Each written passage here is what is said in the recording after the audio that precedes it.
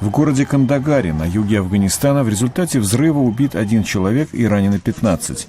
Официальные лица заявили, что взрыв произошел из-за неосторожности полицейских, которые разминировали взрывные устройства, захваченные у талибов. Кандагар – опорный пункт талибов. В последнее время боевики усилили активность в ходе ежегодного весеннего наступления. В Астане около 1000 молодых людей организовали акцию, цель которой – привлечь население к активному участию в президентских выборах 26 апреля. У действующего президента Назарбаева нет серьезных оппонентов, и он почти наверняка будет переизбран. Назарбаев находится у власти с 1989 года.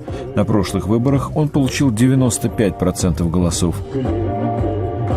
Международные наблюдатели из ОБСЕ заявляли, что все предшествующие выборы не соответствовали демократическим стандартам.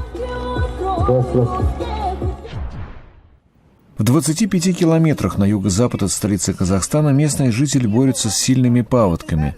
20 апреля жители деревни Аганас рассказывают, что их дома находятся под водой в течение последних 5 дней. В целом из района бедствия эвакуированы 15 тысяч казахов.